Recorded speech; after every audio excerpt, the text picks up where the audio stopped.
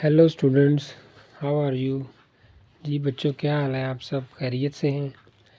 जी आज हमारे पास आईकॉम का मैथ्स है, उसका चैप्टर नंबर 1 है जिसका नाम है बिजनेस मैथमेटिक्स। आईकॉम पार्ट 1 का जो मैथ्स है, आज उसका चैप्टर नंबर 1 की एक्सरसाइज 1.1 का सेक्शन 1 उसकी आज हम डिस्कस करेंगे।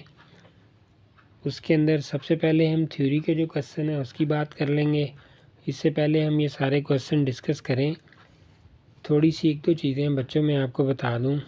वो ये है कि ये आईकॉम के अंदर कोई स्पेसिफिक बुक नहीं है, यानी कि बहुत सारे राइटर्स हैं जिन्होंने बुक लिखी है और बेसिकली इसके अंदर टॉपिक हैं जो हमने कवर करने होते हैं। आज हम जिस बुक से जो है वो क्वेश्चन सॉल्व करेंगे वो है नदीम अख्तर सिद्दीकी और तारक अली ख़ान की बुक है ये, और यही सबसे जो है ना फेमस और मशहूर बुक है लाहौर में आईकॉम के सिलेबस के लिए। तो चलो बच्चों स्टार्ट करते हैं। सबसे पहले हम बात करेंगे रेशो की। मैंने जो है ना बहुत सारे क्वेश्चन हैं, इसके अंदर एग्जांपल्स भी हैं, लेकिन मैंने वो क्वेश्चन फ़िलहाल सॉल्व किए हैं जो एक्सरसाइज के क्वेश्चन हैं, जो एक्सरसाइज के एंड पे हैं, जिसमें बच्चों को प्रॉब्लम्स आती हैं। तो आज हम डिस्कस करेंगे। इसके अलावा मेरे और दूसरे भी सब्जेक्ट्स के ऊपर जो हैं वो लेक्चर्स हैं यूट्यूब में, आपने मेरे चैनल में देखे होंगे, इंग्लिश के, अकाउंटिंग के। तो आज हम मैथ्स की बात करेंगे। मेरा चैनल जो है वो उसके ऊपर ये सारे मेरे दूसरे जो हैं वो लेक्चर्स भी हैं। Easy education by sir Afzal के नाम से है, आप लोगों ने सब्सक्राइब भी किया हुआ है, आप लोग वीडियो देखते रहते हैं। तो चलें लेट्स स्टार्ट। सबसे पहले है जी डिफ़ाइन रेशो। आप सबको पता होगा ये बेसिक वही चीज़ें हैं जो मैट्रिक में आपने पढ़ी हैं 9th क्लास में। लिखा हुआ है जी, ratio is a way of expressing relation between two homogeneous quantities. यानी कि ये एक रिलेशन को शो करता है जो कि दो होमोजीनियस क्वांटिटीज़ हों इन आइडेंटिकल यूनिट्स, यानी कि एक जैसे यूनिट्स हों उनके, उसके अंदर जो रिलेशन उनका होता है, जैसे 2 और 4 का रिलेशन है, 5 और 10 का रिलेशन है, तो उसको जो चीज़ जो है वो एक्सप्रेस करती है उसका नाम है रेशो। क्वेश्चन नंबर 2 हमारे पास है, ये हम ऐसे ही इसको डिस्कस करते जाएंगे क्योंकि ये थ्योरेटिकल क्वेश्चंस हैं। आगे जाके हम जब मैथमेटिकल क्वेश्चन करेंगे तो उसमें ये चीज़ें जो है वो खुद ब खुद क्लियर होती जाएंगी। क्वेश्चन नंबर 2 है जी, सेक्शन 1 की हम बात कर रहे हैं, एक्सरसाइज 1.1 के सेक्शन 1 की, ऐसे टाइप में। अब हम बात करते हैं डिफाइन रेट। रेट क्या है? Rate is also ratio and explains relation between two homogeneous quantities usually expressed in different units। Rate भी बेसिकली जो है वो एक्सप्लेन करता है रिलेशन को, किसके रिलेशन को? होमोजीनियस क्वांटिटीज़ को और उनके डिफरेंट यूनिट्स को। थर्ड क्वेश्चन है जी हमारे पास बुक में, डिस्टिंग्विश रेट फ्रॉम रेशो। अब ये जो हमने ऊपर दोनों रेशो और डिफाइन रेट पढ़ा है, इनका जो है वो इसके अंदर फ़र्क क्या है उसको हम डिस्कस कर लेंगे इस क्वेश्चन में।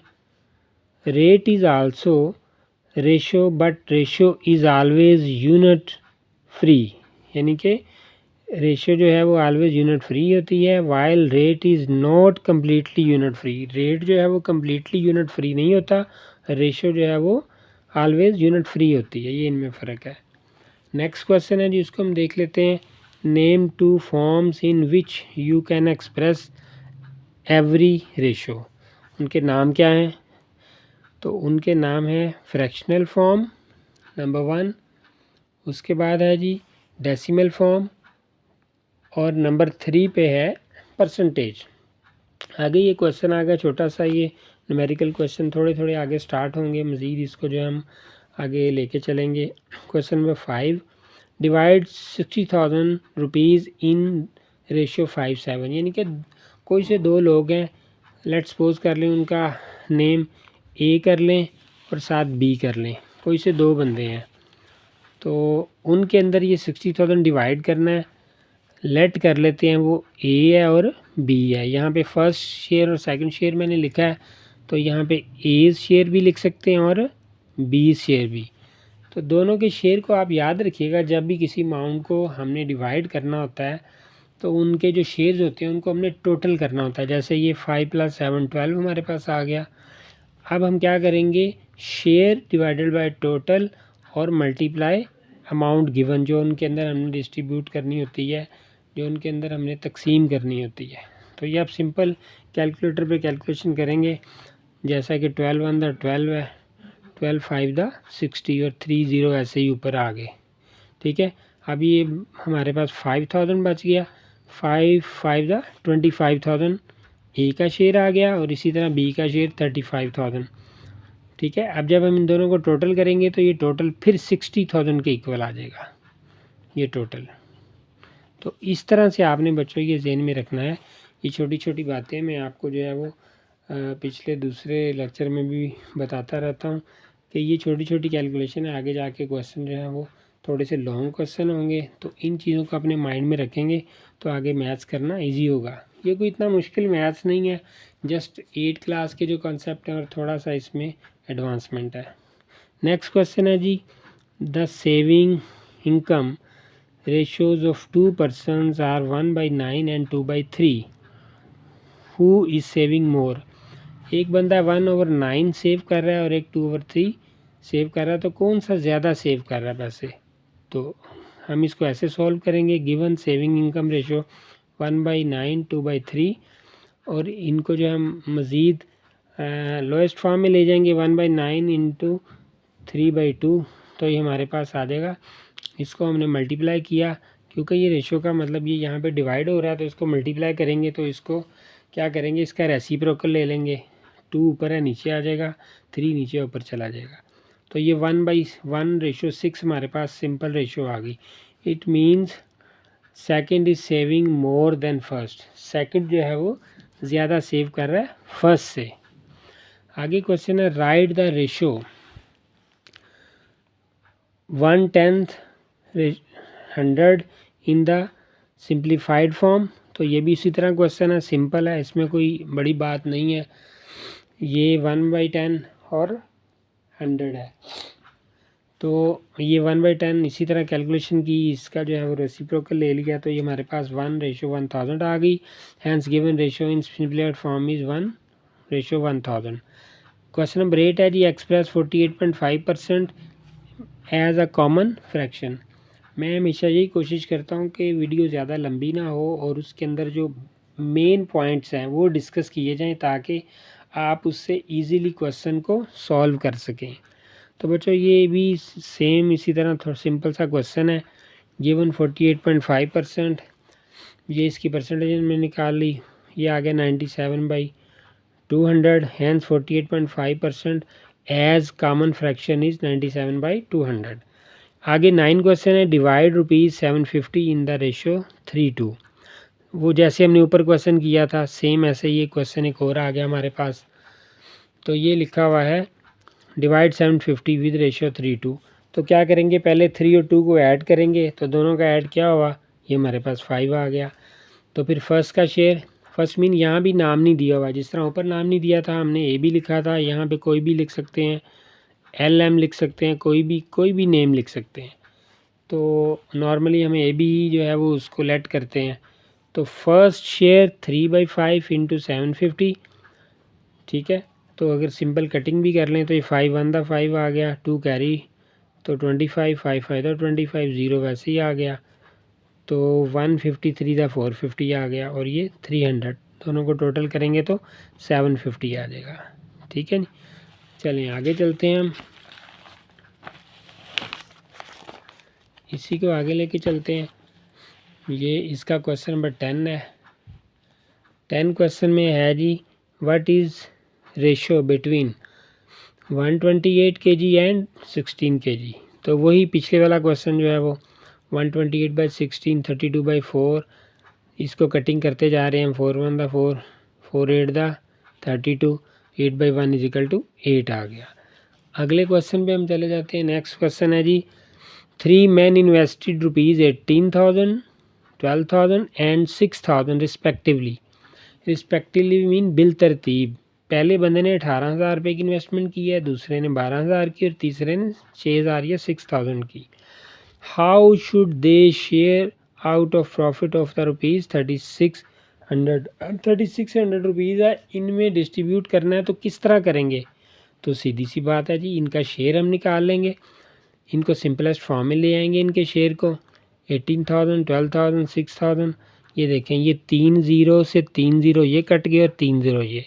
आपने ये चीज़ बच्चों एक जहन में रखनी है कि अगर आपने यहाँ पे 2 ज़ीरो को एलिमिनेट करना है तो यहाँ भी 2, यहाँ भी 2, जितने भी शेयर्स हैं सब में इक्वल जो है वो ये इसकी कटिंग होगी। ये नहीं कि अगर आप यहाँ से 1 ज़ीरो को कटिंग कर दे और यहाँ से उसके अगेंस्ट 2 को, फिर गलत हो जाएगा। बाकी क्या बचा? 18, 12, 6, उसकी सिंपलेस्ट फॉर्म 6 1 दा 6, 6 2 दा 12, 6 3 दा 18। तो 3 2 1 टोटल किया तो क्या आ गया?